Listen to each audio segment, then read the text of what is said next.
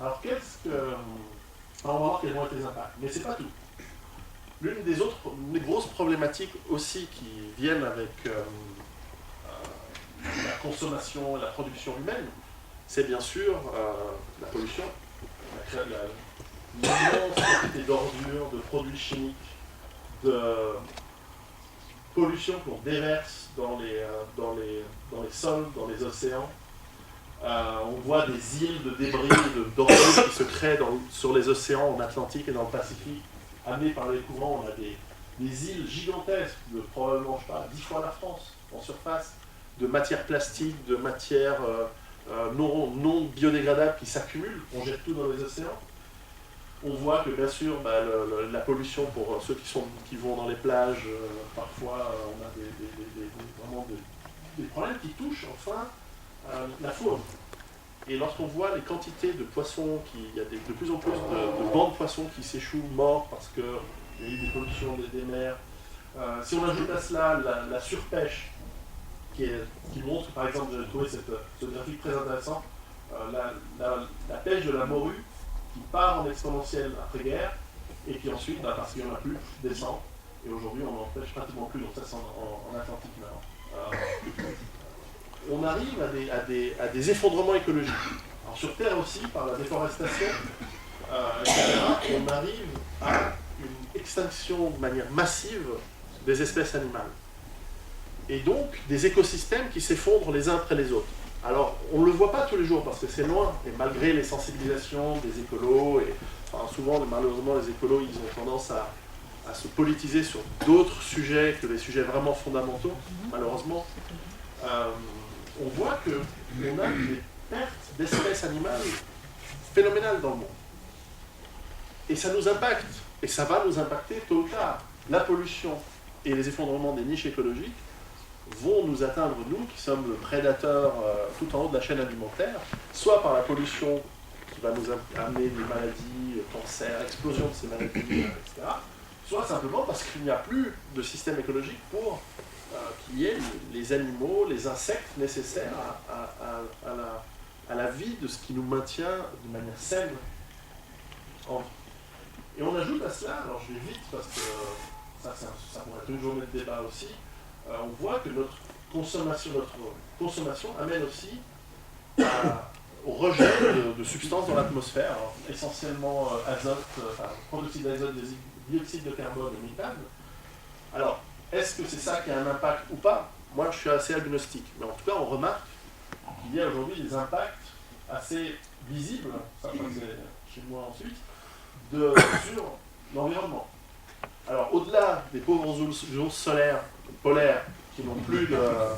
Les ours solaires, je sais pas. Les ours polaires qui n'ont plus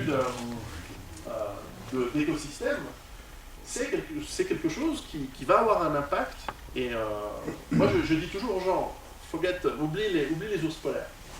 Mais un port, qui est un investissement en infrastructure, en capital gigantesque, si on doit avoir une augmentation de l'eau, à la limite ta maison au bord de l'eau, c'est pas grave, mais un port qui serait inondé, qui doit être reconstruit plus loin, c'est un investissement colossal et donc une perte colossale pour une économie. Et alors, j'ai trouvé des images de science-fiction, en plus des villes au bord de la mer pourraient être totalement inhabitables et donc effet de réfugiés, etc. Ça, c'est relativement à long terme. Plus à court terme, c'est les changements de climat. Les changements de climat à long terme sont gérables. On migre, on bouge, on s'adapte. Mais si c'est à court terme, par des tempêtes, par des problématiques lourdes, on a vu des ouragans très forts, etc. Alors on ne sait pas, mais c'est en train d'être potentiellement en train d'arriver. Ça impacte de plus en plus notre capacité de vivre, et surtout, ça va impacter notre capacité à produire de la nourriture. C'est là où on va commencer à arriver vers le nœud du problème. C'est que la nourriture, elle est produite aujourd'hui dans le monde, et c'est ce qui permet d'avoir 7 milliards de personnes, essentiellement grâce au pétrole pour la mécanisation, aux engrais, phosphate, nitrate, etc., et aux pesticides, issus de la chimie qui nécessite énormément de produits pétroliers d'ailleurs. Et on voit que cette production intensive de nourriture, extrêmement gourmande en énergie, elle a aussi un effet sur d'abord l'eau, où on voit que de plus en plus, il y a des régions du monde qui sont chroniquement en manque d'eau et qui s'aggravent et qui s'étendent. On voit ici, ce qu'on prévoit en 2025, c'est qu'il va y avoir des. Alors, j'arrive pas à croire que dans le nord de la France, on va manquer d'eau. Je crois qu'il pleut souvent ici, non? Enfin, chez moi, en Suisse, il pleut souvent. Mais on voit, tout est prévu, on prévoit une augmentation des zones où il va manquer de manière chronique de l'eau. L'eau nécessaire pour l'agriculture. Donc, ce qui se passe, par exemple, au Pakistan, en Inde, c'est que les nappes phréatiques sont taries, donc on va les chercher de plus en plus profond. Les glaciers fondent, donc il y a moins en moins d'eau qui arrive sur les grandes rivières Indus et Gange. Et pour aller chercher l'eau de plus en plus profonde, on a besoin d'énergie, donc souvent c'est du pétrole, pour aller faire fonctionner des pompes pour aller de plus en plus profond. Le jour où il n'y a plus d'eau, ou le jour où il n'y a plus d'énergie pour faire fonctionner ces pompes, tout s'arrête. Et en plus, alors ça aussi je crois que c'est lié à l'eau, mais en plus on a des dégradations des sols.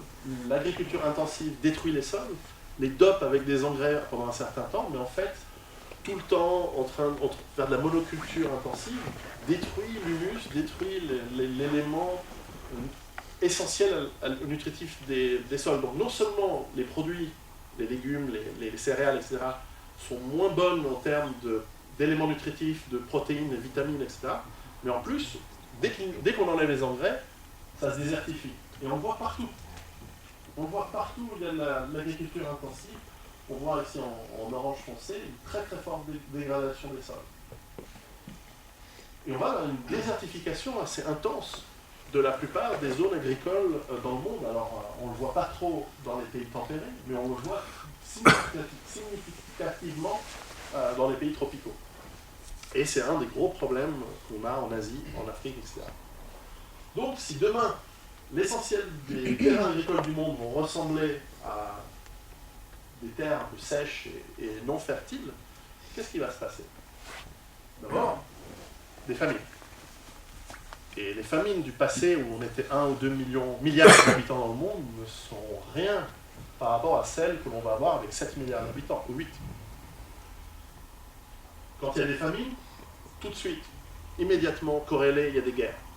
Des guerres qui causent toutes sortes de déstabilisations, des fanatismes, vu que j'aime bien, on va voir plusieurs fois aujourd'hui. Toutes sortes de fanatismes, toutes sortes de mouvements, ça c'est Pakistan, qui amènent de la déstabilisation, qui amènent de l'incertitude, et qui amènent, parce qu'il n'y a plus d'autres opportunités et plus d'autres voies d'issue, vont amener des millions et des millions et des millions et des centaines de millions de personnes, on le voit aujourd'hui, à migrer. Alors le Bangladesh va aller en Inde, l'Inde va avoir des problèmes, le Pakistan va avoir des problèmes. Imaginez l'Égypte, 90 millions d'habitants. 95% de la nourriture est importée en Égypte. C'est un pays bien plus peuplé que la France sur une surface minuscule, peut-être la surface habitable est à peine plus grande que la Suisse. 10 fois plus d'habitants que la Suisse, sur bien plus, 12 fois plus sur une toute petite zone. Lorsqu'il n'y a plus de pétrole pour transporter la nourriture, lorsqu'il y a des crises alimentaires où les prix vont simplement augmenter, ce n'est pas juste une révolution qu'ils vont avoir. Ça va être des immigrations de masse. Aujourd'hui, en Europe, il y a plus de 1,2 million de migrants depuis l'Asie chaque année. Et plus de 370 000 d'Afrique. Et on ne parle même pas d'Amérique latine.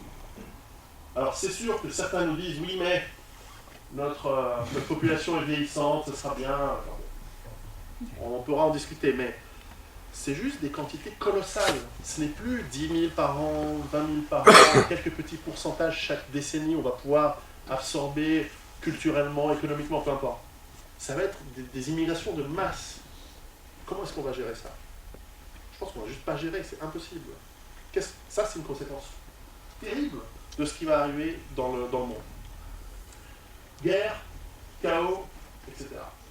Alors là-dessus, c'est pas fini. Il faut ajouter la fin du système financier. Alors on l'a tous vu, parce que ça c'est chez nous, en premier. C'est sûr que le paysan du Mali ou du Pakistan, la chute de la bourse ou du CAC 40, il s'en fout. Lui, ce qu'il veut, c'est l'eau pour pouvoir nourrir sa famille. Mais nous, ce que l'on voit, c'est un problème aujourd'hui. Et ce problème, encore une fois, on retourne au cours de l'exponentiel, c'est qu'on voit le revenu par habitant dans le monde, parce qu'au 19e siècle, on a démarré avec l'industrialisation, et l'utilisation d'énergie fossile, d'abord charbon puis pétrole, on voit une augmentation exponentielle de la richesse par personne, produit national brut par habitant.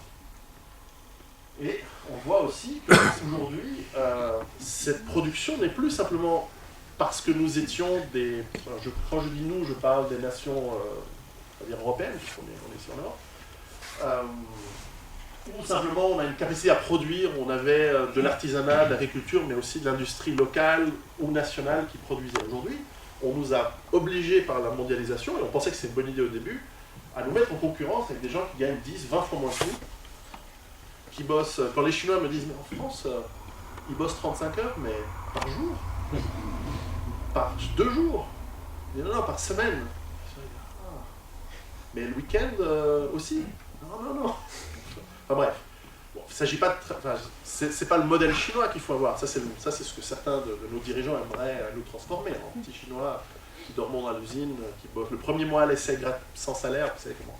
C'est comme ça que ça fonctionne. Donc forcément, aujourd'hui, avec les délocalisations, non seulement on a désindustrialisé, et cette région ici, un exemple, région historiquement extrêmement riche en industrie, en manufacture, en industrie, aujourd'hui elles sont où? Elles sont en Chine, elles sont en Inde, elles sont en... Si on a de la chance, elles sont en Roumanie encore, ça reste pas trop loin, mais c'est parti. Et la concurrence devient de plus en plus difficile. Mais plus fondamentalement, la croissance, vous savez comment on est dans une idéologie de la croissance. D'ailleurs, nos hommes politiques, nos femmes politiques, nos hommes politiques nous disent tous, il nous faut de la croissance. Tous les problèmes vont être résolus par la croissance. Et oui, c'est logique. Puisqu'on va croître, on va pouvoir régler les problèmes, puisqu'on va créer de la richesse. Sauf que, dans un monde où les énergies et où les matières premières se réduisent, se tarissent, et d'où elle va venir la croissance? On va la sortir d'un chapeau magique, comme un lapin du magicien? Non, c'est pas possible, il ne va pas pouvoir avoir de croissance. Au contraire, on va être face, alors on peut jouer par-ci par-là, mais fondamentalement dans les 10 prochaines années, on va être face à des décroissances, malgré nous, très importantes. Et je crois que c'est ce qui est en train d'arriver et qui sous-tend la crise financière qu'il y a aujourd'hui. En fait, depuis les années 70-80, il y a une conscience chez certaines élites de ce qui est en train d'arriver. Et toute l'économie industrielle qu'on a détruite chez nous, qu'on a mis ailleurs, a été remplacée par une industrie virtuelle, un peu bidon, de la financiarisation, et bon, moins bidon, d'accord, mais quand même assez virtuelle, du service. On dit, mais les services, c'est bien. Alors, je sais pas, moi je fais quelque chose pour vous, vous faites un service, alors bon, moi j'allais dire, vous m'allez me couper les cheveux, c'est pas le bon exemple, mais enfin voilà, on se fait tous des services les uns les autres, et quelle est la vraie valeur ajoutée au niveau industriel? Est-ce que ça, c'est ce qui va nous permettre de croître? Et il est important de croître. Pourquoi? Parce que si on ne croit pas, on est face à des problèmes économiques. Parce qu'encore une fois, la population augmente, il va falloir... On est obligé d'accueillir 100 millions de réfugiés climatiques et de famines sur les 10 prochaines années. Donc comment on va faire? On va se retrouver comme dans le passé avec des crises, avec des chômages de masse, où ce qu'on vit aujourd'hui n'est rien par rapport à ce qui a été connu dans les années... Et aux États-Unis, ça commence. Le chiffre officiel du chômage aux États-Unis, n'y croyez pas, on en reparlera, tous les chiffres sont faux aux États-Unis. Aujourd'hui, le chômage réel aux États-Unis, c'est plus de 20% de la population active. 20%. Ils ont complètement explosé leur économie. Donc on retrouve aujourd'hui des files de chômage, des gens qui s'inscrivent. C'est vraiment assez impressionnant de voir ce qui va se passer. Le petit problème, c'est que je prends l'exemple des États-Unis parce que c'est la plus grande puissance économique aujourd'hui. Et leur effondrement va nous impacter. Vous allez voir pourquoi. C'est assez évident, mais vous allez voir pourquoi ils vont s'effondrer. Mais le premier élément, c'est qu'aux États-Unis, mais ailleurs aussi, on voit que l'épargne, depuis les années 80, a complètement baissé. Les Américains n'épargnent plus rien. Au contraire, ils vivent à crédit. Quelqu'un me racontait ce matin qu'il connaissait une Américaine qui avait eu exactement 8 $ sur son compte en banque et qui a 18 cartes de crédit et qui vient de perdre son boulot, donc elle a 2 mois de salaire qui arrivent, et elle vient de se payer une croisière aux Caraïbes pour 4 000 $. Ils ne sont plus reliés à l'hérité. Je pense que c'est un peuple qui a complètement lâché parce que c'est la culture, etc. Mais c'est plus épargné. L'État, parce qu'il n'y a plus d'épargne, parce que l'économie commence à aller mal, va avoir aussi des trous de revenus. Donc non seulement on va voir comment ils s'endettent, mais en plus il n'y a plus de revenus. Et lorsqu'on parle de politique d'austérité à la grecque, et on verra que vous allez subir la même chose en France dans quelques mois, dans quelques années, même chose. 40% de baisse de salaire chez les fonctionnaires. Bon, enfin, vous allez voir, ça. Nous en Suisse, ça va venir 6 mois après. Et la politique d'austérité, elle réduit encore plus les revenus de l'État. Cette logique est complètement, dans un monde assez fou, c'est en plus une logique assez incompréhensible. Alors, avant de commencer à parler de dette, ce qui va provoquer l'effondrement total de notre système financier, il faut d'abord comprendre quels sont les chiffres en jeu. Alors, essayons de représenter ce que c'est qu'un trilliard. Parce que 1000 euros, à peu près, on sait, mais 1 trilliard d'euros, c'est quoi? Ou des dollars, peu importe. Eh bien, 1 trilliard, c'est ça. Si vous empilez des billets de 100 euros, 100 dollars, très serrés, mais vraiment serrés, comme quand ils sortent neufs de la banque. Moi, j'ai jamais vu ce que ça fait, un liasse comme ça de 100 euros, mais enfin bon, bien serrés, bien empaquetés, vous les empilez,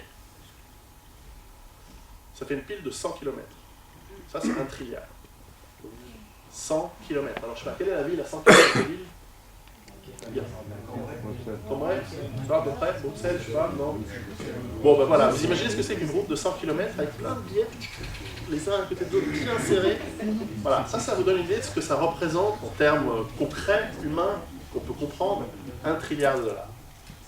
La dette américaine a explosé à partir des années 80, encore une fois, vous voyez, une belle courbe quasiment parfaitement exponentielle, pour arriver en 2010 à 14 trilliards.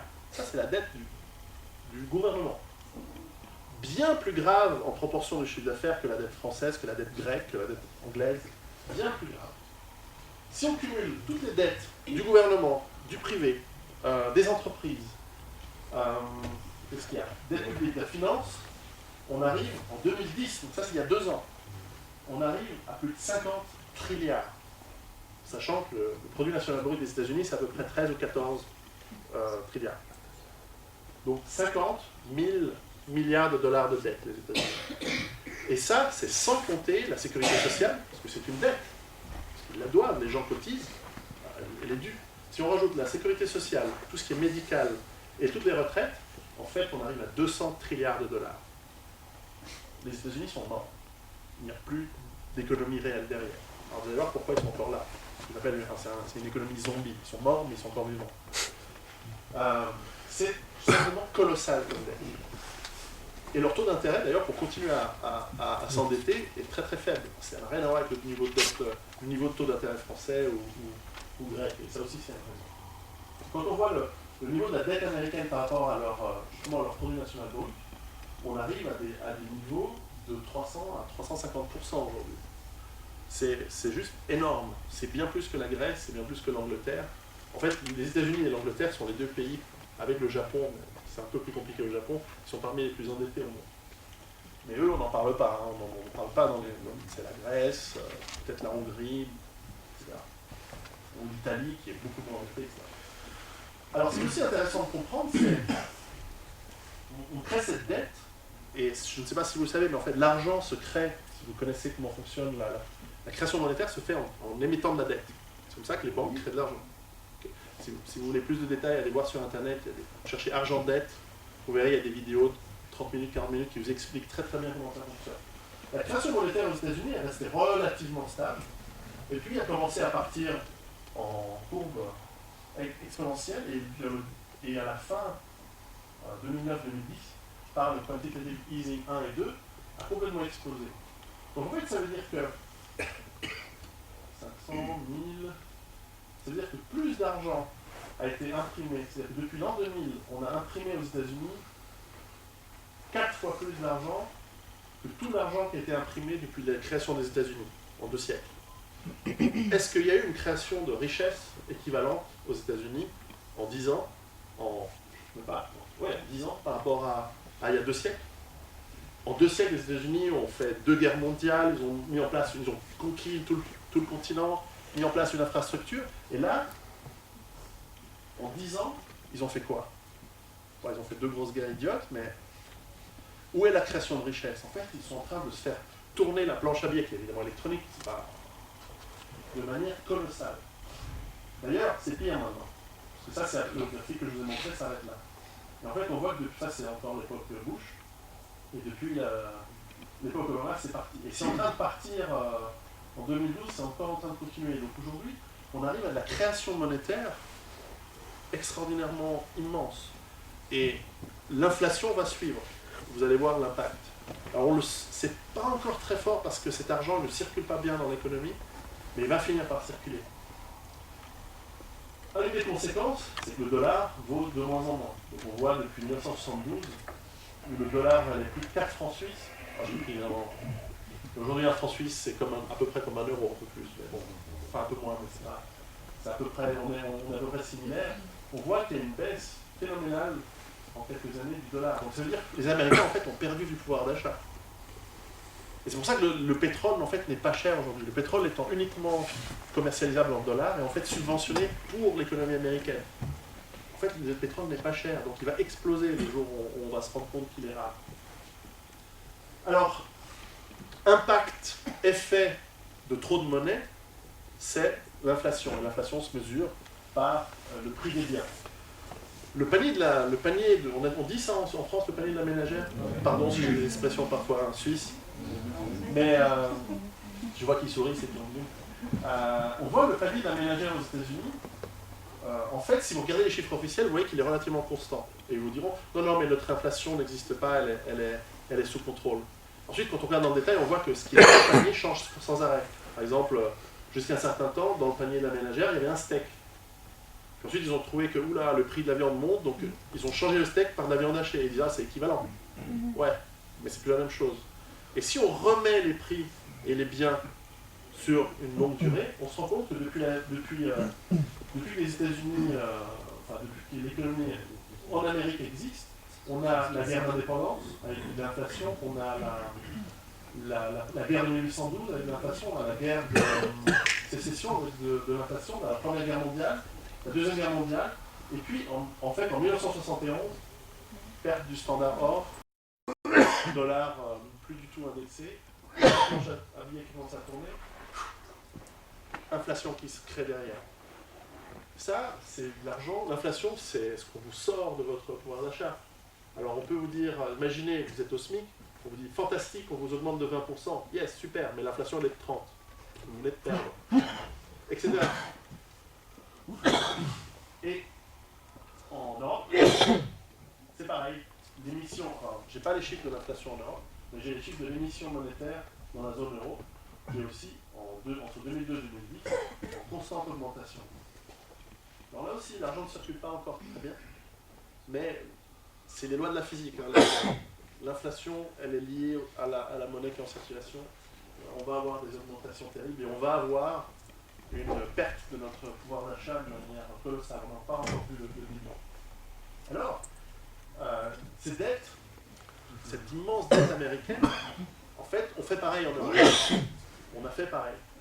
Pour plein de raisons, essentiellement des choix politiques, c'est clair. Là, il y a des responsables, on va en parler. Mais clairement, aujourd'hui, un pays après l'autre, un peu comme les dominos, on est en train d'être pris par la dette. Parce qu'il faut bien comprendre qu'est-ce que c'est que la dette.